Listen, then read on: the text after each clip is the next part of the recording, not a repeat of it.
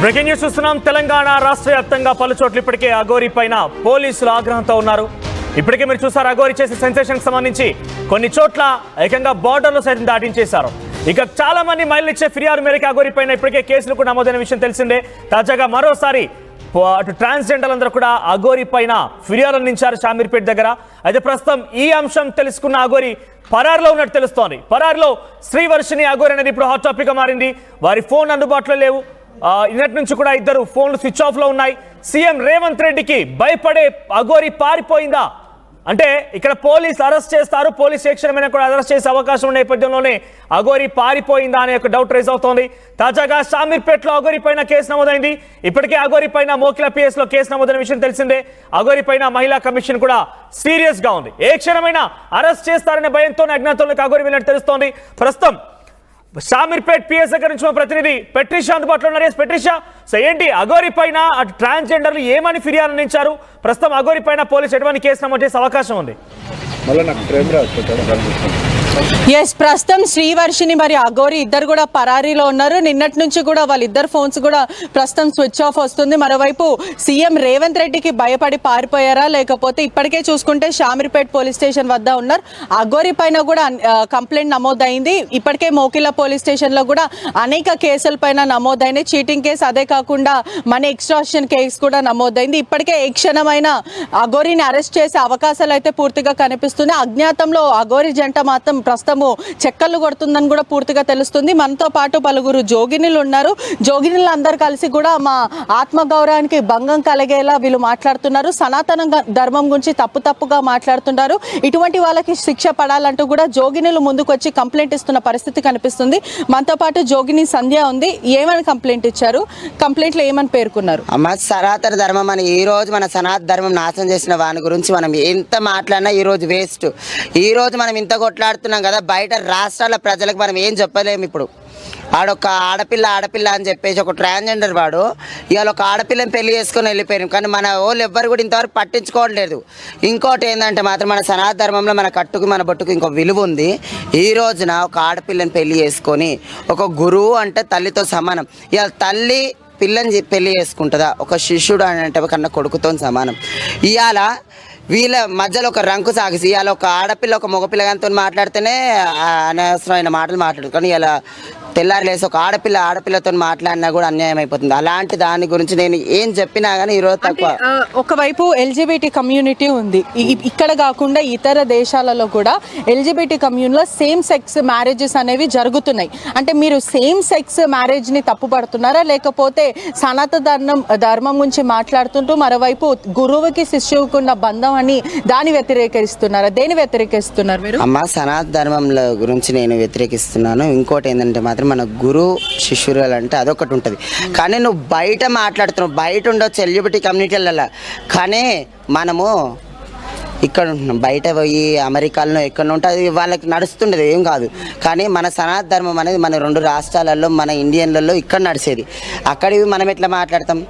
ఇవాళ చిన్నదానికి పెద్దదానికే ఇలా పట్టుకుంటున్న తొవ్వలల్లా అన్నారు కదా, నేను చచ్చిపోయినా, నా తల్లి చచ్చిపోయినాక నా తండ్రి చచ్చిపోయిన తర్వాత శివాల మీద పూజ చేస్తానండి.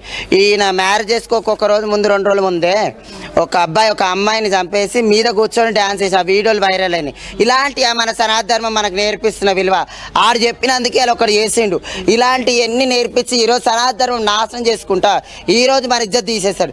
ఇలాంటి వారిని తగిన చర్యలు తీసుకుంటూ ఆయన లోపటారని మనస్ఫూర్తిగా కోరుకుంటున్నాను. ఈ గవర్నమెంట్ వాళ్ళకి నేను నిజంగా చెప్తున్నాను, ఇలాంటి వాళ్ళని మాత్రం సపోర్ట్ చేయకండి.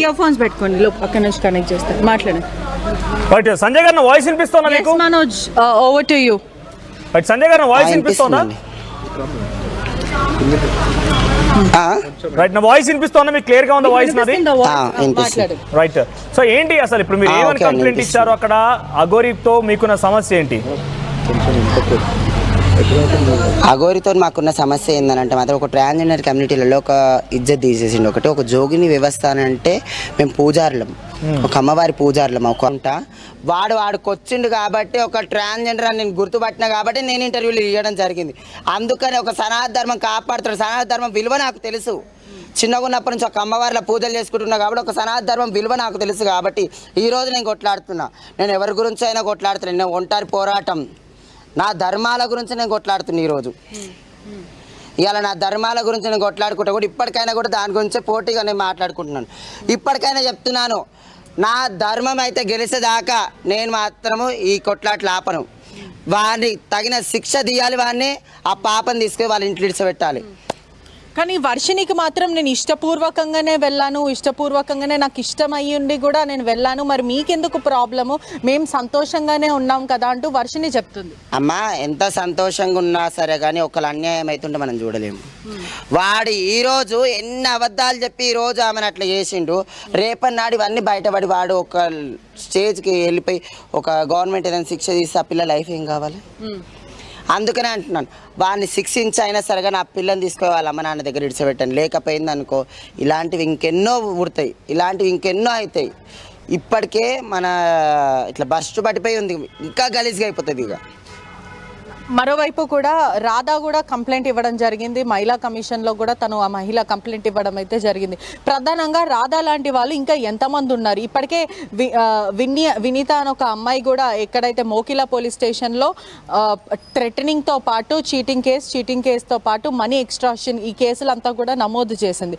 నమోదు చేసిన తర్వాత ఆ అమ్మాయి ఆచూకీ కూడా లేదు, తను ఎక్కడికి వెళ్ళిపోయింది కూడా ప్రస్తుతం పోలీసులు చెప్పని నాన్న అప్పటి నుంచి అయినా సరే వాని మీద ఒకటి ఏదన్నా వచ్చిందంటే చాలా తెల్లారి వారికి ఇంకోటి ఏదన్నా చేసి ఆ టాపిక్ డైవర్ట్ చేసి వానికి అలవాటే.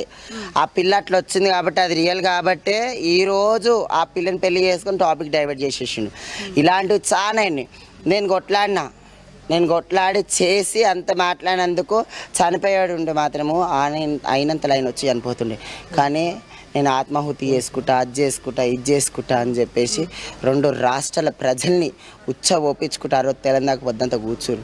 అప్పుడు కూడా నాకు ఫోన్ కాల్స్ వచ్చినాయి, వాడు చనిపోతే ఏం చేస్తాను, చనిపోతే భూమికి వెళ్తే కాదని అప్పుడైనా కొట్లాను. ఇలాంటి ఎన్నో బెదిరించుకుంటా మనం ఇంత చేసిన వాడిని ఇంకా డూప్లికేట్ అని తెలిసిపోయినాక కూడా ఇప్పటికీ చర్యలు తీసుకుంటలే చూసినావా?